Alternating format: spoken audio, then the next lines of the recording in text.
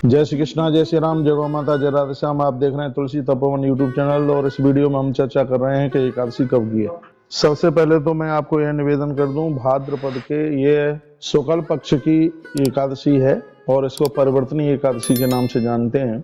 एकादशी की बहुत बड़ी महिमा है। एकादशी की सिर्फ व्रत कथा सुनने से 1000 गोदान के करने का फल प्राप्त होता है। पवित्रता के लिए इस एकादशी को जाना जाता है। भगवान श्री कृष्ण ने धर्मराज युधिष्ठिर को ये परिवर्तनी एकादशी की जो कथा सुनाई है, ये तो कथा, व्रत कथा तो अगली वीडियो में आप सुनेंगे। तो यह एकादशी 13 तारीख की या 14 तारीख की है, इसको आप थोड़ा ठीक से सुन लीजिएगा। तो एकादशी 13 तारीख को रात्रि को 10:30 बजे आरंभ हो रही है, जो कि 14 तारीख को रात्रि को 8:42 तक है, लगभग 8:45 बजे तक एकादशी है। इसलिए उदिता तिथि के अनुसार एकादशी 14 तारीख को ही है। उस दिन शनिवार है। आप सब हरि वैष्णव जन 14 तारीख को ही इस एकादशी का आप व्रत करें, जिसकी महिमा अपने आप में बहुत ज्यादा है। हरि वैष्णव जनों का यह व्रत 3 दिन में पूरा होता है। दशमी की रात्रि को एक बार भोजन लिया जाता है, रात को नहीं लिया जाता, दिन में एक बार भोजन लिया जाता है।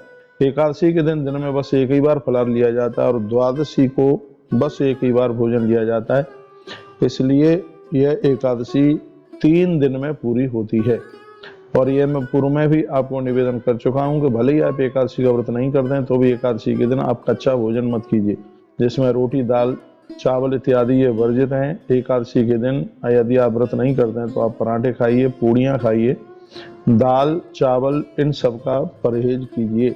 हरि वैष्णव जनों के उद्धार और आत्म कल्याण के लिए एकादशी के व्रत से बड़ा कोई भी व्रत नहीं है। माता कुंती ने अपने छोटे छोटे बच्चों को कहा बेटा, हम तो अनाथ हैं, तुमने तुम्हारे पिता को तुमने देखा नहीं है। यदि जीवन का कल्याण चाहते हो, गिरधर भगवान श्री कृष्ण द्वारकाधीश तुम्हारे अपने बने तो उनको प्रसन्न करने के लिए बेटा कभी एकादशी का व्रत मत छोड़ना।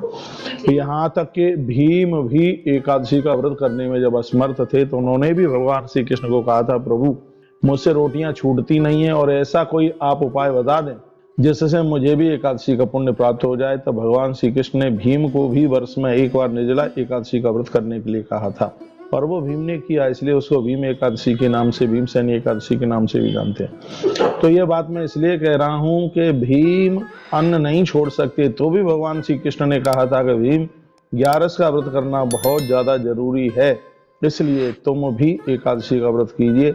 तो मैं आप सब हरि वैष्णव जनों को कहना चाहूंगा, यदि आपसे बन सके तो आप एकादशी का व्रत जरूर किया करें। तो भादों के शुक्ल पक्ष में पड़ने वाली ये एकादशी, यह परिवर्तनी एकादशी, सबका कल्याण और आनंद कर देने वाली यह एकादशी है। इसके हाल ही बाद में अनंत चतुर्दशी, भगवान गणेश के विसर्जन का समय आ रहा है। भादों का महीना तो वैसे भी अपने आप में पवित्र और पावन है। इस महीने में देखिए कृष्ण जन्माष्टमी पड़ती है, इसी में ऋषि पंचमी पड़ती है। ये ऐसा पावन महीना, इसी में राधाष्टमी पड़ती है और इसी में गणेश चौथ, इसी में अनंत चतुर्दशी और इसी में परिवर्तनी एकादशी, जैसे इसमें बहुत महामुहूर्त हैं। तो यह वीडियो आप आगे भी भेजिए जिससे लोग ठीक से एकादशी का व्रत कर सकें। 1,00,000% एकादशी 14 तारीख की ही है, ना 13 को है ना 15 को है। इसलिए हरि वैष्णव जनों को चाहिए कि वो एकादशी का व्रत 14 तारीख को ही करें। बहुत बहुत धन्यवाद वीडियो पूरा सुनने के लिए। अगली वीडियो हमारी सुनिएगा आप, परिवर्तनी एकादशी की व्रत कथा भगवान श्री कृष्ण ने जो धर्मराज युधिष्ठिर को सुनाई। एकादशी के दिन एकादशी की कथा सुनने से 1000 गोदान करने के बराबर फल प्राप्त होता है। इसलिए अगली वीडियो सुनना आप ना भूलें। और अगली वीडियो में हम आपको यह भी बताएंगे कि एकादशी के पारण का टाइम क्या है, पारण का समय क्या है, वो भी सुनिए। इन्हीं शब्दों के साथ जय श्री कृष्ण, जय श्री राम, जय गौ माता, जय राधे श्याम। हर हर महादेव, घर घर महादेव।